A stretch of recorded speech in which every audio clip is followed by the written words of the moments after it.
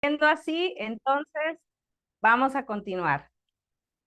Características del cristianismo ortodoxo. La palabra ortodoxia, del griego ortos y doxa, que significa recta doctrina, no aparece en el Nuevo Testamento, aunque su experiencia de fondo se encuentra en Gálatas capítulo 2, versículo 14. Se los voy a compartir en la Reina Valera, versión Reina Valera 1960. Este texto y dice así: cuando vi que no actuaban rectamente como corresponde a la verdad del Evangelio, le dije a Cefas delante de todos: si tú que eres judío vives como si no lo fueras, ¿por qué obligas a los no judíos a practicar el judaísmo? Bueno, solamente la primera parte es cuando se refiere a vivir rectamente. También de un modo especial en las cartas pastorales vamos a encontrar un término relacionado. Y aquí vienen algunos de los textos. Ahorita no los vamos a poder ver todos por cuestión de tiempo, pero se los voy a dejar ahí para que en un momento determinado, más tarde, ustedes puedan revisarlos. Respecto a las características del cristianismo ortodoxo, fíjense que su empleo se extendió a partir de los concilios de Éfeso en el 431 y Calcedonia en el 451, para distinguir a los cristianos que mantenían la recta doctrina, es decir, los ortodoxos, y los que se apartaban de ella, los heterodoxos. En los primeros tiempos de la iglesia hubo comunidades con tendencias distintas, de manera que la unidad de la fe, en el sentido posterior de la palabra, se fue extendiendo e imponiendo desde final del siglo segundo, con el establecimiento del canon del Nuevo Testamento y la institución de los obispos.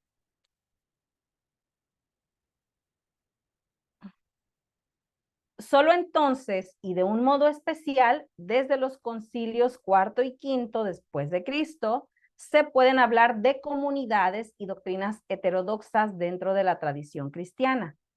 Por eso, escuchen bien, por eso cuando vamos a hablar ahorita de cristianismo ortodoxo, ya que les di un poquito de trasfondo acerca de esto, ahorita cuando me refiera a cristianismo ortodoxo, voy a tomar tres ramas pertenecientes a estas iglesias: la católica, la ortodoxa y los protestantes. Pero dentro de los protestantes van a ver por qué aquí no cabemos nosotros, eso va un poquito más adelante. Son aquellos que aceptan la doctrina de los primeros 7 concilios. Ahora, algunas características del cristianismo ortodoxo, pero refiriéndonos a los católicos romanos. La Iglesia Católica Romana histórica acepta los 66 libros del Antiguo y Nuevo Testamento como la palabra inspirada por Dios, pero también los libros llamados apócrifos. Si se han dado cuenta, en una Biblia católica, ¿verdad?, vienen más libros, además de los que nosotros tenemos, porque ellos sí los aceptan como parte del canon. Además de esto, consideran que la tradición de la iglesia tiene tanta autoridad como las escrituras. Y aquí una imagen que por supuesto sabemos que representa a la iglesia católica. Esto es en el Vaticano y está su máximo líder religioso en la tierra, que es el Papa. Características del cristianismo ortodoxo, refiriéndonos a los ortodoxos orientales.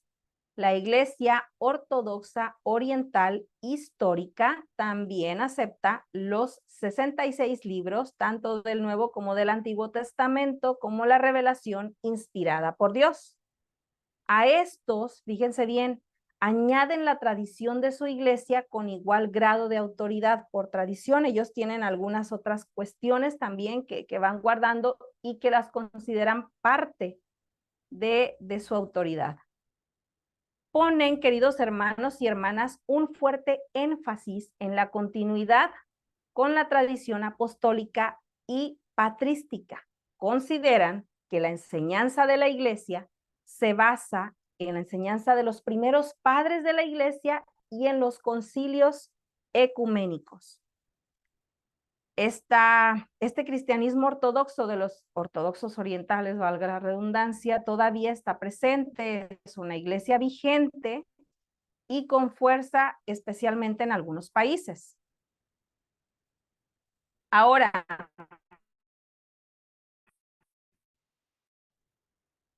respecto a los protestantes, la iglesia protestante es la autoridad definitiva en todo lo que se refiere a la fe y la práctica. La forma luterana de concordia lo expresa del siguiente modo: creemos, confesamos y enseñamos que la única regla y norma según la cual deben ser considerados y juzgados los dogmas y doctrinas no es otro que los escritos proféticos y apostólicos del Antiguo y Nuevo Testamento. ¿Hasta aquí? ¿Vamos bien? ¿Sí? Excelente.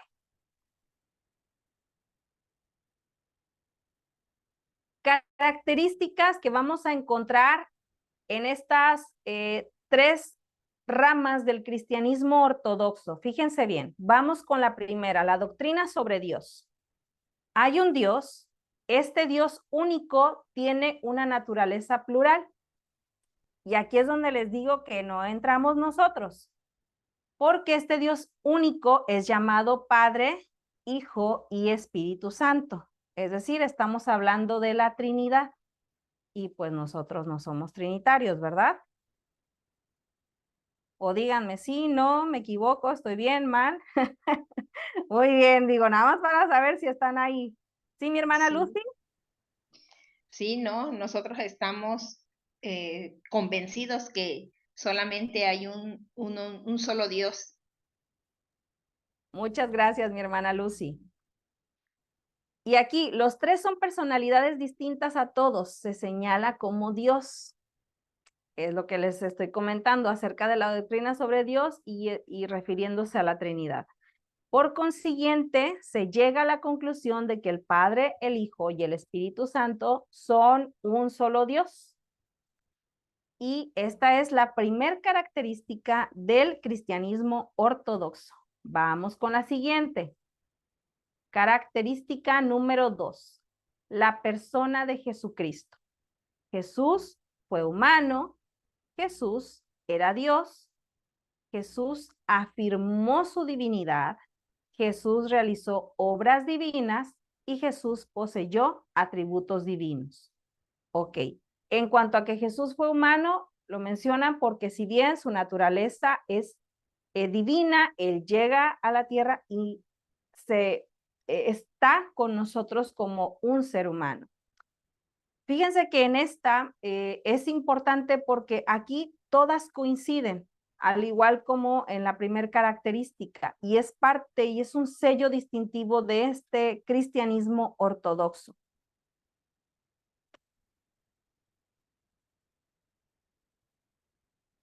Tercera, la doctrina de la iglesia.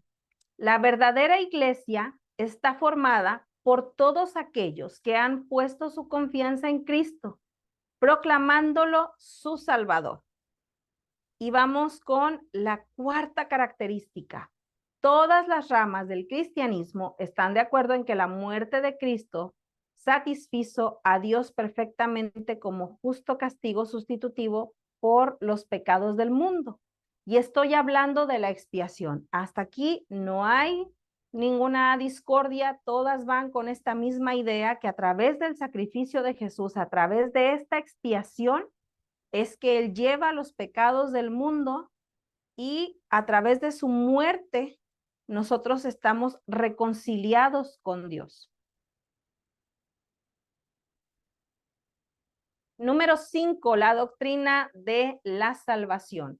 Está vinculada con la muerte expiatoria de Cristo en la cruz. La sexta es la doctrina sobre el hombre. Dios creó al hombre, varón y hembra los creó según su propia imagen. Y esto, por supuesto, todas basadas en el libro de Génesis. 7, la divinidad del Espíritu Santo. enseñan en esta doctrina que el Espíritu Santo es una persona.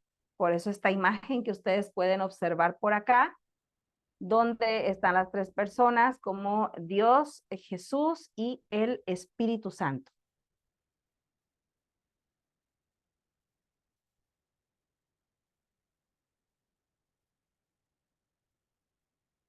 Y en este tema, aunque ya vimos así de pasada y rápidamente las características del cristianismo ortodoxo, sí voy a llevarme un poquito más de tiempo porque del cristianismo ortodoxo es muy básico, pero vale la pena que tomemos importancia y atención a la identificación de los grupos sectarios. Vamos a hablar de cinco grupos sectarios que algunos ya los conocemos, quizá uno por ahí no tanto, no lo habíamos escuchado, pero es importante que prestemos atención y voy a compartirles un video al respecto. El primero, vamos a hablar acerca de los testigos de Jehová. Inmediatamente cuando vemos a dos hombres, dos mujeres que van vestidos formalmente, que están tocando casa a casa, los identificamos, ¿cierto? Sí, porque ya decimos, ah, mira, son testigos de Jehová. Bueno, ¿cómo es que nace esta organización? Es el producto del trabajo de toda la vida de Charles T. Russell, quien nació el 16 de febrero de 1852 en Pittsburgh, Pensilvania. En 1870, siendo aún adolescente, y escuchen bien, sin ninguna educación teológica formal, Russell organizó una clase de Biblia cuyos miembros terminaron haciéndolo pastor. Un pastor adolescente, no tenía ningún tipo de preparación teológica, simplemente él dijo, vamos a organizar una clase de Biblia, a las personas eso les llamó la atención y de inmediato lo hicieron pastor. Uf, y uno aquí estudiando en el seminario, ¿verdad? 3 años, qué cosa, pero bueno. En 1879 se funda la revista El Atalaya de Sion, en la cual fue publicando su propia y exclusiva interpretación de la Biblia. Y en 1886, es decir, 16 años más tarde de cuando empezó a formar su grupo, publicó el primer volumen de una serie que llegó a tener 7 libros. 6 de ellos fueron escritos por Russell, titulada La Aurora del Milenio. Más tarde se le dio el nombre de Estudios en las Escrituras.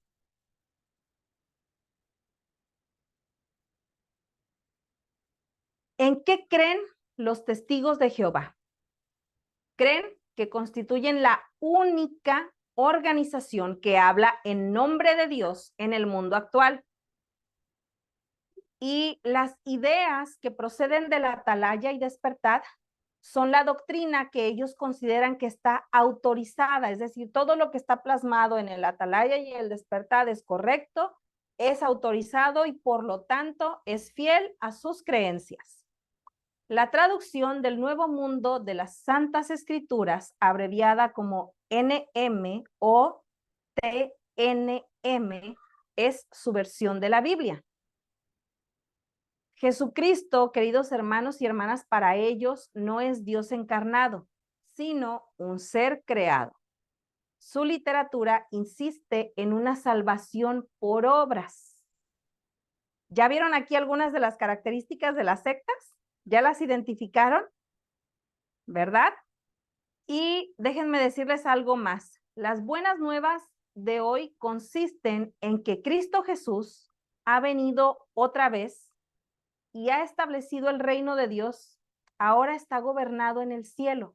¿Se acuerdan que les mencionaba anteriormente que se dijo que en 1914 sería la destrucción del mundo y se iba a establecer el reino? Bueno, cuando pasa este chasco, por así decirlo, es decir, cuando no se cumple la profecía, en lugar de aceptar que era un falso profeta, él dice, no, esperen, es que sí vino, pero está establecido en el cielo. Entonces, todas las evidencias demuestran que Jesús tomó su poder real y, ojo, comenzó a reinar desde el cielo en el año de 1914. ¿Qué les parece? ¿Comentarios? ¿Qué opinan al respecto?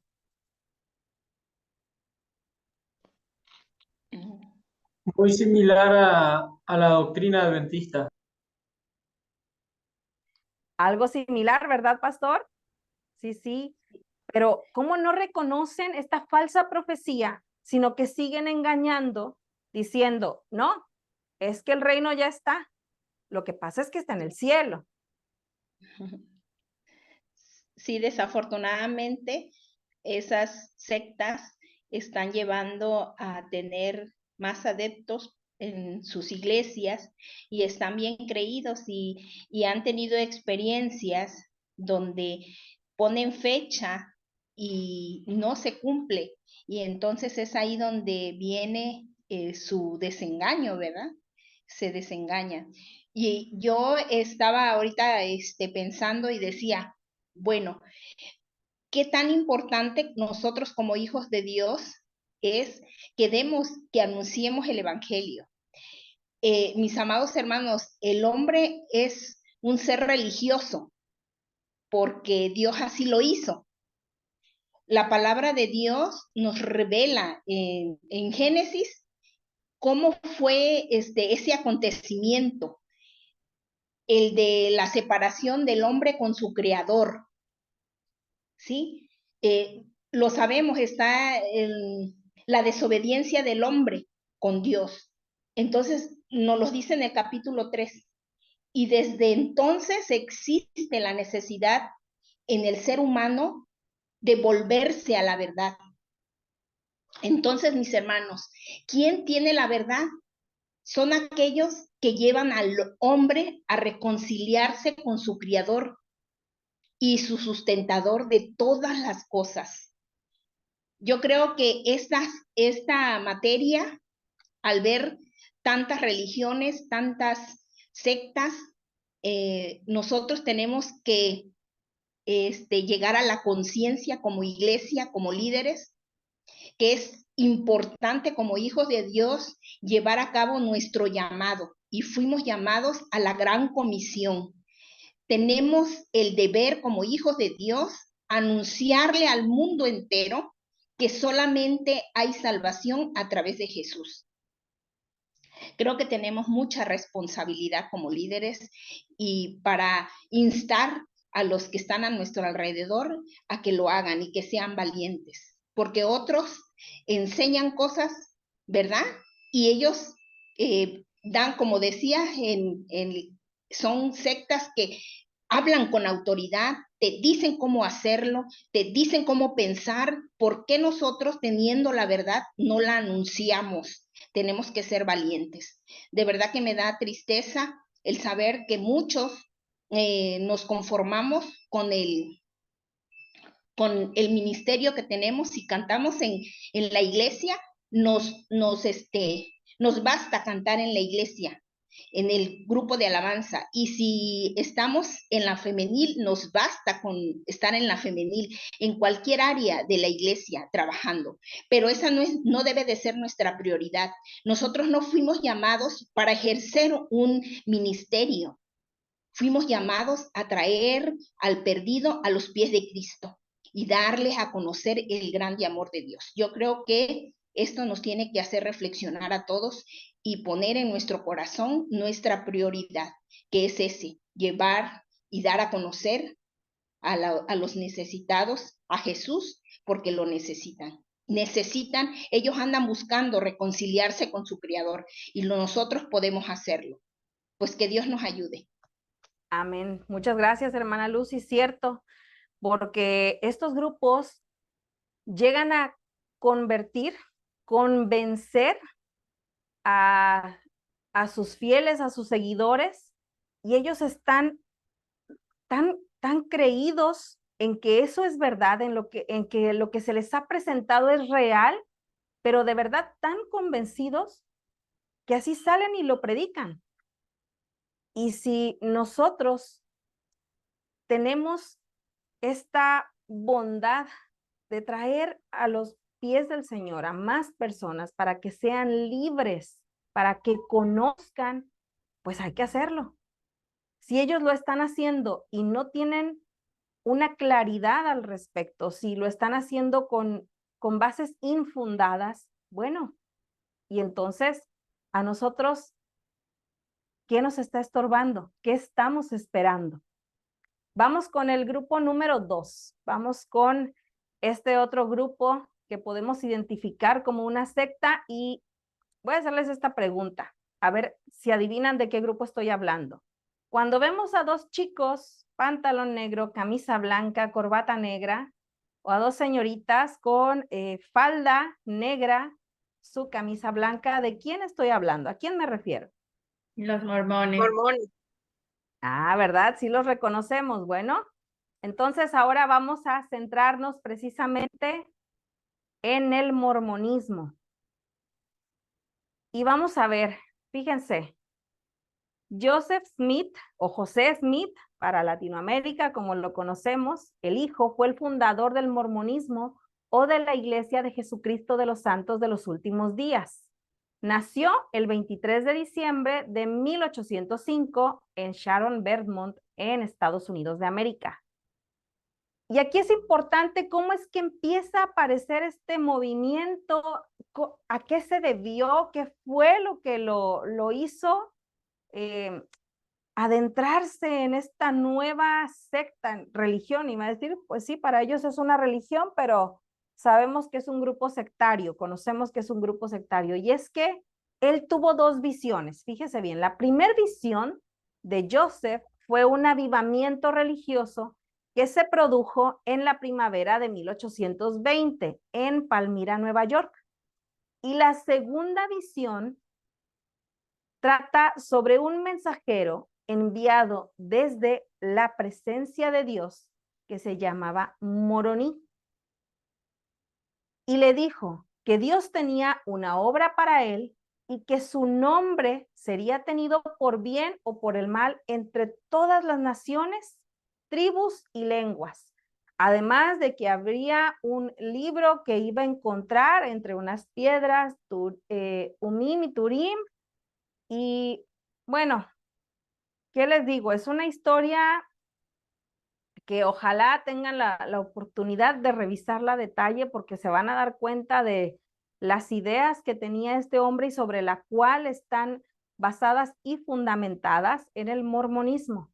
El 6 de abril de 1630 se organizó oficialmente la Iglesia de Cristo con, escuche bien, 6 miembros. ¿Se acuerdan que lo veíamos al principio de la clase? Empezaron con 6 miembros en Fayette, Nueva York. Posteriormente, el nombre fue cambiado por el de la Iglesia de Jesucristo de los Santos de los Últimos Días. Tanto ha cambiado que hoy día son más de 16 millones de personas alrededor del mundo. ¿Y qué cree? Cada día se suman más por la convicción que tiene este grupo religioso y cómo presentan su mensaje. Sostienen que ellos son la restauración de la verdadera iglesia establecida por Jesucristo. ¿Qué más?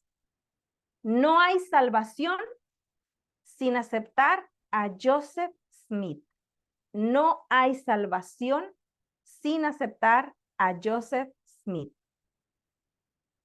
3. La Iglesia de los Mormones acepta como sagrados 4 libros, es decir, la Biblia no es suficiente, ya lo veíamos anteriormente, porque las escrituras han sido tergiversadas, porque solamente ellos tienen el don de la interpretación a través del Espíritu Santo.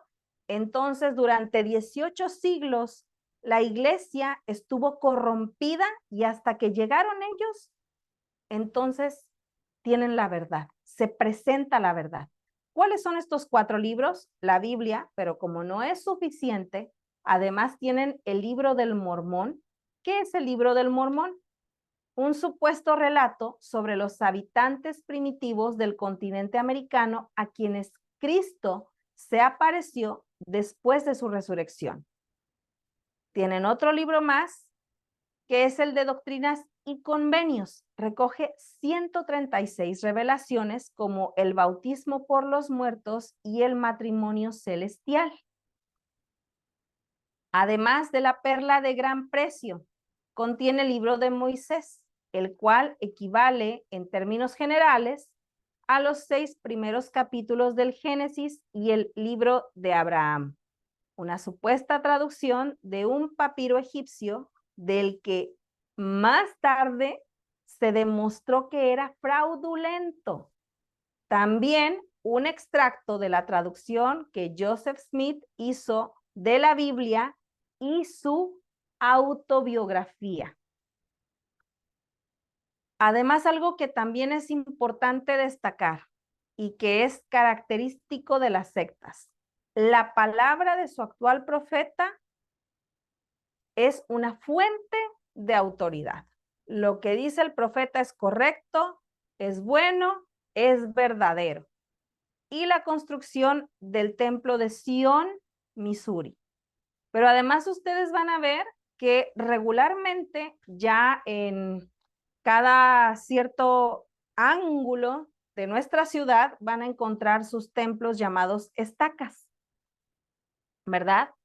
Y a veces la forma de presentar o de presentarse ante la comunidad, yo recuerdo cuando llegaron por primera vez aquí a esta colonia y a los alrededores, es que ellos decían, damos clases de inglés gratis, pero también ayudamos a los niños y ayudamos con comida y ayudamos a que hagan ejercicio, a que practiquen el deporte y se presentan de una manera, digamos, bondadosa, de una manera buena en servicio comunitario, y el servicio comunitario es bueno, pero ojo ahí porque es parte de la forma en la que ellos enganchan a la gente para que después puedan ser parte de esta secta. Les decía, primero empiezan de una forma, digamos así, disfrazada, velada, hasta el punto en el que, bueno, le van adentrando hacia esta doctrina. Ahora vamos con esta secta, no sé si la hayan escuchado, la Iglesia de la Unificación o los Munis.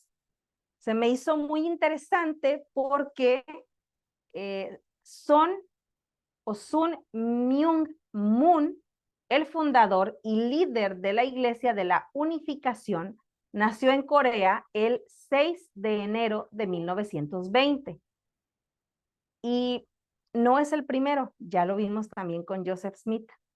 Teniendo 16 años, afirmó que Jesucristo se le apareció en una visión y lo exhortó a cumplir la tarea que él no había podido concluir. Es decir, el Señor Jesús vino y por ahí, según él, dejó una tarea pendiente. Entonces le dijo, tú tienes que ser el que a través de esta visión que te estoy otorgando puedas cumplir con esa tarea que a mí me quedó pendiente. Tú eres el que tienes que ir y ahora te vas a presentar como este Mesías.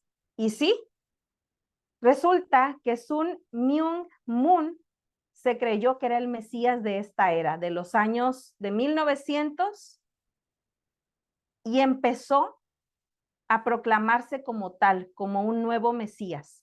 Aunque las doctrinas de Moon son opuestas al cristianismo, él afirmaba que Jesús se las había revelado. Los escritos y enseñanzas de Moon tienen prioridad sobre la Biblia. Desde ahí ya estamos mal, ya vamos mal. Desde el momento en que él dice, yo me estoy presentando como que Jesús se me reveló y me está diciendo que tengo que cumplir con la tarea que a él le faltó, vamos mal. Vamos poniéndole por ahí un tache.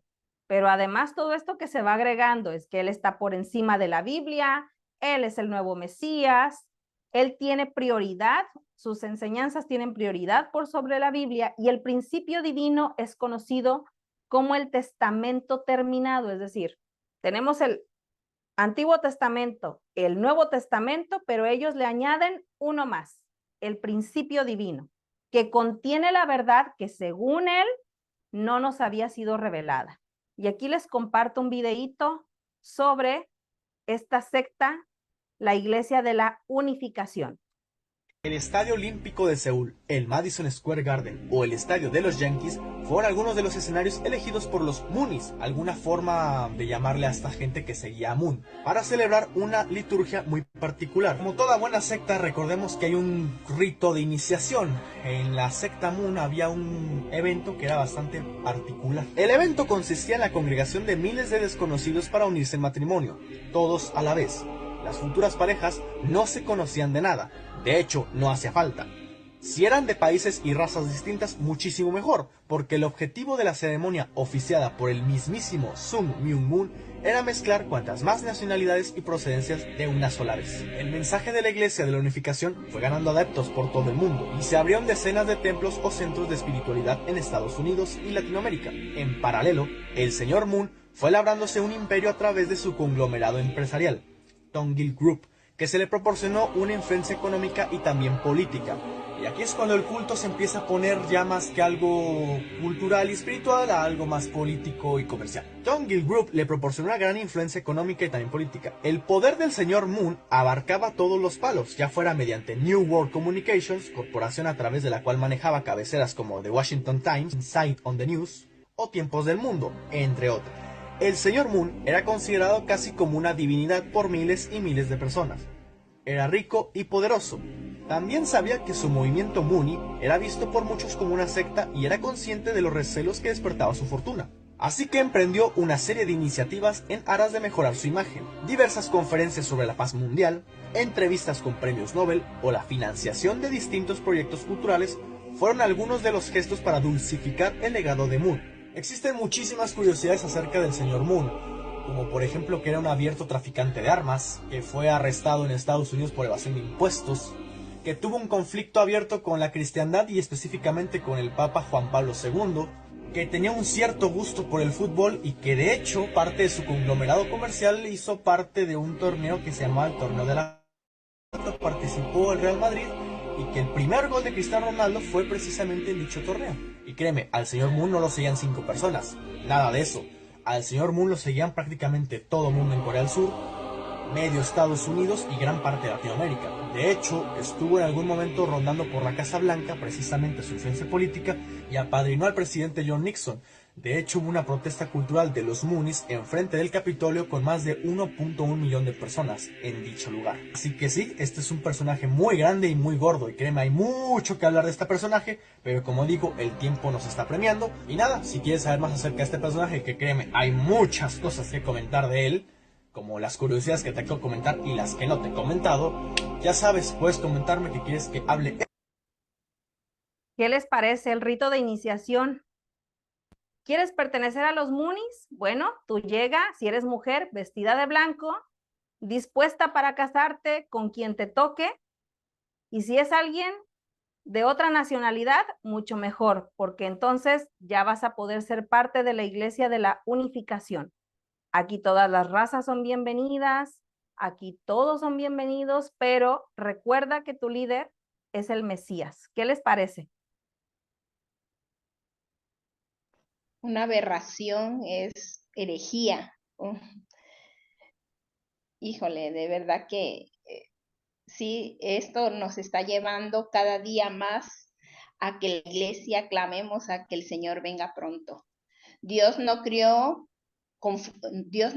confusión. Nuestro Dios se reveló a través de Jesús y dejó su palabra para poder comprenderla. Creo que el mismo engaño de los primeros, desde el principio de la creación, con de donde vienen todas las familias, porque de ahí viene, de Adán y Eva, que Satanás engañó al hombre, creo que sigue el mismo engaño, porque Satanás no le conviene saber que él ya está juzgado y condenado, pero un ser humano que es inferior a él como ángel, tenga privilegios a través de Jesús. Y yo creo que él por eso no está con sus manos cruzadas. Él está trabajando, inventando cada religión, levantando líderes falsos para que el mundo, porque él no quiere irse solo a su destino, quiere llevarse a muchos, pero yo creo que fuimos llamados para dar libertad también a través, porque Jesús lo hizo y él fue nuestro ejemplo. Tenemos que llevar esa libertad a los demás para que puedan ver y su ceguera caiga. Creo que Satanás no va a dejar de trabajar, pero los hijos de Dios tenemos que trabajar más, porque si dice que tiene que ser llena la tierra de su gloria para que venga el Señor. Entonces tenemos mucho trabajo que hacer. Todavía falta. Hay muchas personas que están muriendo sin Cristo y que no conocen. Hay tanta necesidad. Si saliera la iglesia de su confort, de donde está sentada, ahí sin hacer nada, y salieran y vieran la necesidad de todos, podrían experimentar ahí y confrontarse con el Señor, de saber que no estamos haciendo lo que Él nos está pidiendo. Así es. Así es, mi hermana Lucy, muchas gracias. La realidad es que no es el único que se ha autoproclamado como Mesías a lo largo de la historia. Nos hemos dado cuenta, especialmente estos últimos años, nos hemos dado cuenta de cuántos personajes se han llamado Mesías, y cuando escuchamos esto, hay que hacer un tamiz, queridos hermanos y hermanas. Si empiezan a decir que ellos están haciendo el trabajo de Cristo que no hizo, el que dejó pendiente, pero sus ideas están por encima de la Biblia, dijeran los jóvenes, dijera la muchachada, ahí no es. Porque son líderes peligrosos y que corrompen a las personas. Vamos con los siguientes.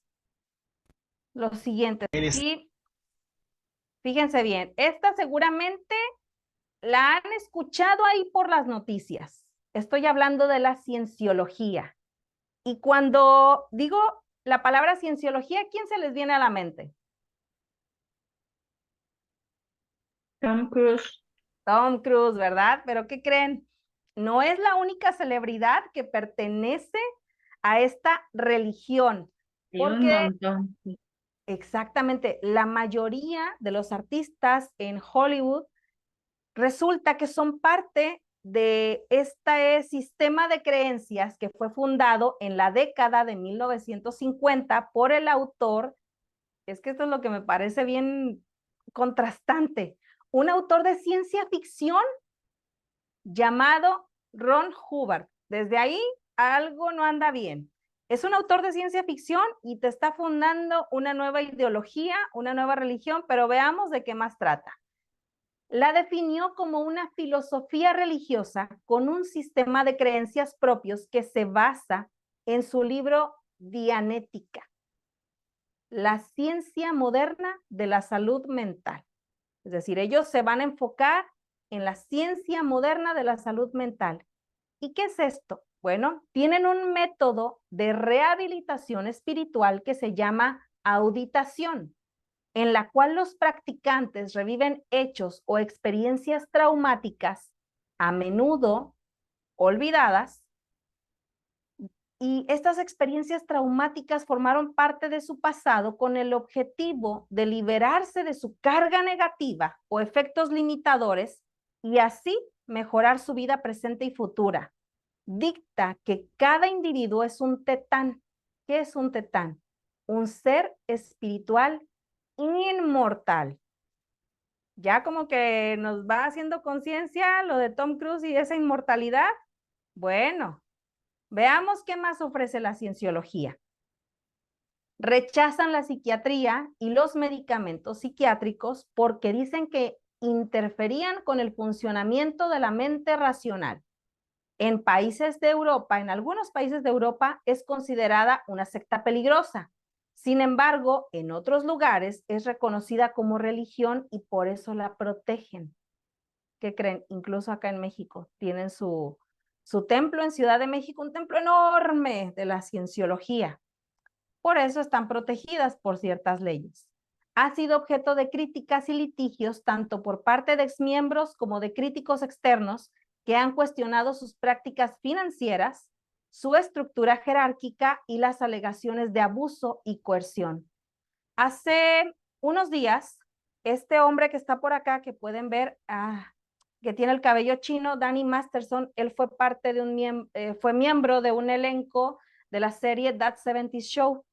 Ha sido condenado recientemente por abuso sexual a 2 mujeres y ha habido otras víctimas más de abuso que están hablando que fueron obligadas por la cienciología, a donde él pertenece como miembro, han sido obligadas a callar. Algunas les ofrecieron cierta cantidad como compensación para no hablar o para, digamos, tranquilizarlas, para que ninguno de sus miembros se viera afectados por las prácticas que ahí tienen. Y bien les comentaba, muchas celebridades de Hollywood son relacionadas a esta ciencia, a esta religión, porque es atractiva, porque además les muestra un nuevo enfoque de la salud mental, y digo salud mental también entre comillas, porque no es así, y además rechazan todo tipo de tratamientos y de ayudas psicológicas y psiquiátricas, con el fin de que además ellos tienen esta relación que viene con seres extraterrestres y demás. Muy interesante, pero también muy peligrosa. Y vamos con la última, y estoy hablando aquí de La Luz del Mundo. Fíjense, La Luz del Mundo fue fundada en 1926 por Eusebio Joaquín González, quien se convirtió en su primer líder religioso. A partir de entonces, la iglesia ha sido liderada por sucesivos líderes, pero curiosamente, todos de la familia de Joaquín. Creen que su líder espiritual, el apóstol de Jesucristo, es elegido directamente por Dios para dirigir a la iglesia y que tiene una autoridad espiritual suprema. Los miembros de La Luz del Mundo creen que su líder, el apóstol, pues además tiene esta autoridad que pasa por encima de todos, y ojo aquí, porque como decía mi hermana, él puede llamar a las personas, hacer con ellas lo que quiera, porque además pues uno tiene que ir obedeciendo, sabiendo que es el apóstol de Jesucristo, de acuerdo a lo que ellos creen. Comparte creencias cristianas comunes como la Trinidad, la creencia en la Biblia, como la palabra de Dios, y la importancia de la salvación a través de la fe en Jesucristo.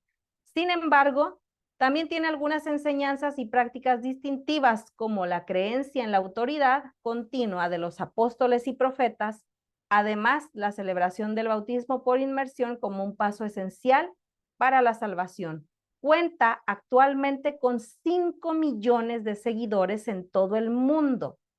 Su sede está en la ciudad de Guadalajara, Jalisco. Es un templo enorme, enorme, enorme, pero vasto. Y además, déjenme decirles que uno puede ir, es una colonia, no sé cómo le llamen allá, un barrio, abarca todo un barrio de puras personas, o en su mayoría personas que pertenecen a la luz del mundo, es decir, sus adeptos, y tienen una festividad llamada la Santa Convocación, que es la más importante para ellos y se celebra del 7 al 15 de agosto cada año en Guadalajara. El trono sobre el cual se sentaba el apóstol, porque ahorita déjenme mencionarles además que está preso porque es señalado de abuso sexual, corrupción de menores, pornografía, entre otros delitos más en Estados Unidos. Es un asiento hecho completamente de oro, así para que ustedes vean. Y esto, por supuesto, que son algunas de las características que identificamos a la luz del mundo como un grupo sectario. Muy bien, queridos hermanos y hermanas, dudas, preguntas, comentarios, herejías, pleitos, contiendas, disensiones, chismes. En esta última clase que tengo con ustedes, última en así interactiva, porque la siguiente será en video. Mucho que pensar, ¿verdad? pero sobre todo mucho trabajo que hacer. Bere, adelante. Amor. Perdón, es que acá mis perros están en pleito todo el día, por favor. Disculpen los ladridos. Bueno, no, la verdad que sí, lo dijiste bien clarito con esas últimas palabras.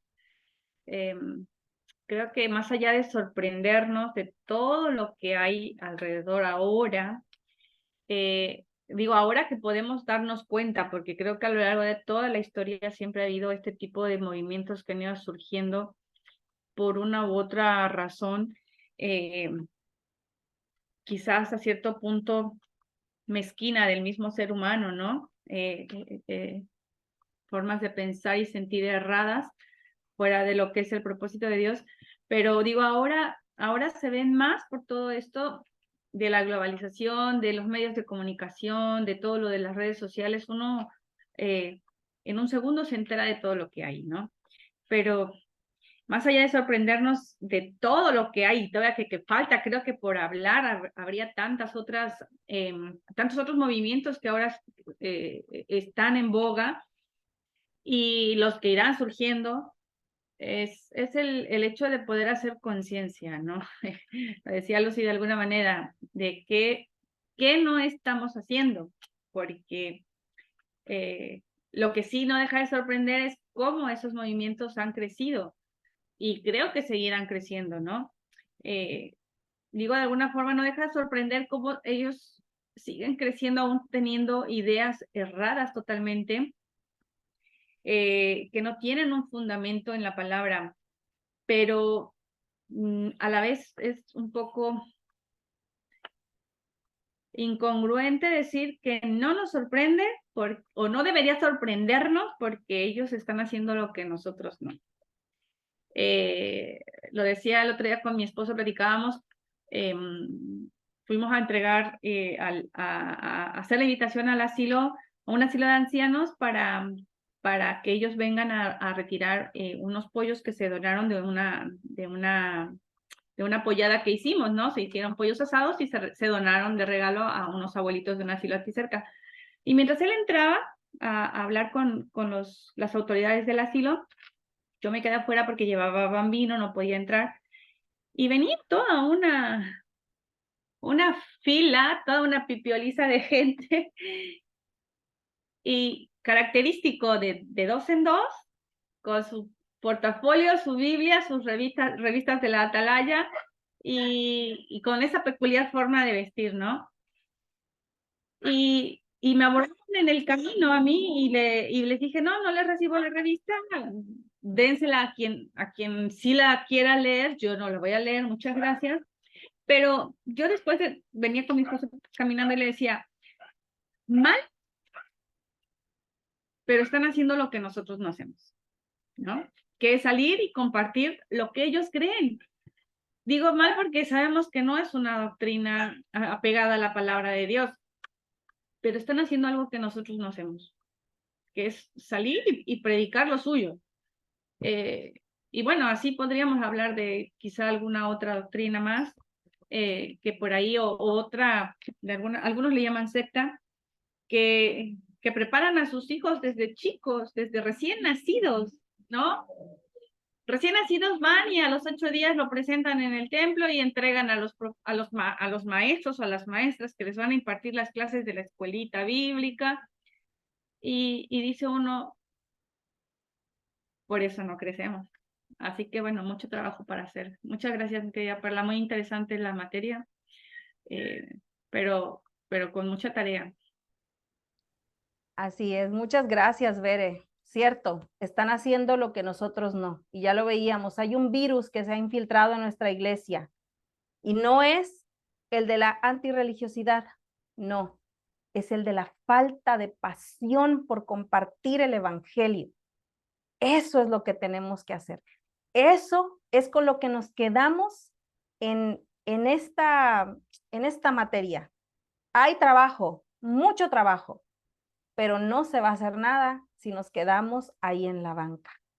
Queridos hermanos y hermanas, en el chat van a poder encontrar los enlaces para la actividad 7 y para la actividad 8, la de la clase anterior y la actividad de hoy. Con calma, no se preocupen. No es de aquí al lunes. Esa les voy a dar de aquí al 25 para que las vayan respondiendo.